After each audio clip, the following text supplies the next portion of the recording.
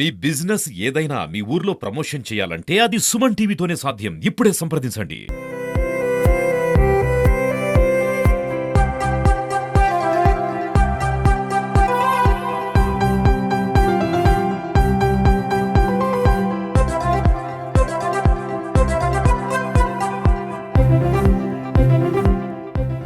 Welcome to Suman TV. This is Satyam Prasad. ఢిల్లీకి రాజైన తన తల్లికి మాత్రం కొడుకే అన్న చందాగా రాష్ట్రానికి ముఖ్యమంత్రి అయిన నారా చంద్రబాబు నాయుడు కుప్పం నియోజకవర్గానికి ఎమ్మెల్యే అని, తన నియోజకవర్గంలోని ప్రజలు కావచ్చు లేదా జిల్లాలోని ప్రజలు కావచ్చు తన సమస్యలను చెప్పుకున్నప్పుడు సావధానంగా విని వాటిని పరిష్కరిస్తాం అని చెప్పడానికి ఇప్పుడు నేను చెప్పబోతున్న సంఘటనే నిదర్శనం. వివరాలకు వెళ్తే, శాంతిపురం మండలానికి చెందిన సోమాపురం గ్రామంలో నివసిస్తున్న చలపతి అనే రైతు తన పొలానికి చెందిన 75% పొలం మొత్తాన్ని కూడా హంద్రీ కాలువకు సంబంధించి అధికారులు తీసుకున్నారని, కానీ ఇంతవరకు తనకు నష్టపరిహారం చెల్లించలేదని చంద్రబాబు నాయుడిని ఈ నెల 6వ తేదీన కుప్పం పర్యటనలో భాగంగా ఆయన కలిసి తన యొక్క బాధలను విన్నవించుకున్నారు.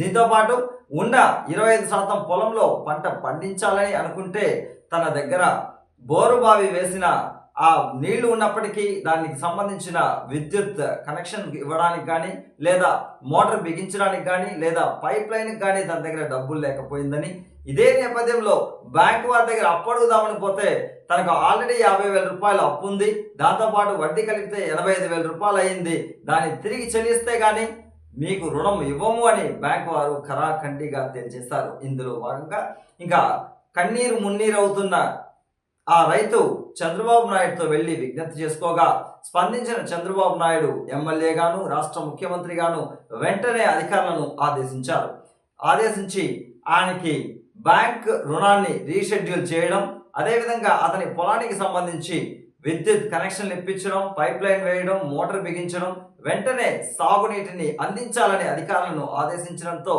ఆగ మేఘాలపైన అదే రోజు రాత్రి అక్కడ ఉన్న అధికారులందరూ కూడా ఆ రైతుకు సంబంధించి తాగునీటికి అన్ని ఏర్పాట్లను చేపట్టారు. ఇప్పుడు ఆ రైతు తన ఆనంద బాష్పాలను వెల్లడిస్తూ తన ఎమ్మెల్యే, తన ఆరాధ్య దైవమైన నారా చంద్రబాబు నాయుడుకు కృతజ్ఞతలు తెలియజేస్తూ, తనే కాదు తన కుటుంబం మొత్తం చంద్రబాబు నాయుడుకు రుణపడి ఉందని తన ఆనంద బాష్పాలను సుమన్ టీవీకి వెల్లడించారు. ఈ నేపథ్యంలో ఆ రైతుని అడిగి మిగిలిన వివరాలు తెలుసుకుందాం రండి. బీదవాళ్ళు, కూటికి లేని వాళ్ళు బయట పోయి పని చేసుకుంటా ఉన్నాం. కర్ణాటకలో పోయి నా బిడ్డలను అంతా వేసుకొని దున్నే గొడ్డు లేదు, తినే అన్నము లేదు, కరువు, నీళ్లు లేవు నాకు. కానీ నేను ఎందుకు గెలుస్తానంటే లోన్ చేసిన, కానీ చంద్రబాబు ఉన్నప్పుడే ఆ లోను తీసుకొచ్చి 45,000 నా చేతికి ఇచ్చినారు.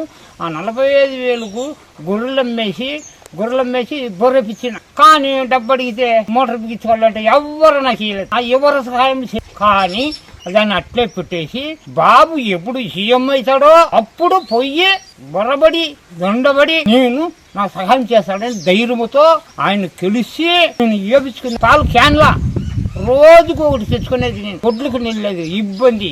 ఎక్కడ గొడ్లకు బాయిల్లో ముందు నీళ్ళే, బయట పోతే కూడా నా బాయిలో ముంచొద్దు అనేసి ఆయనతో నేను సీఎంతో కలిసి మంగళవారం అప్పటికప్పుడే నాకు మిషన్ ఏమేమి కావాలన్నా ఫీజుల సహా అన్ని వైర్తో సహా నాకు ఎత్తుకొచ్చి దేవుడు సీఎం దేవుడు పానా కాపాడినాడు, దేవుడు జలముల మర్చిపోను అని చెప్తా ఉండా.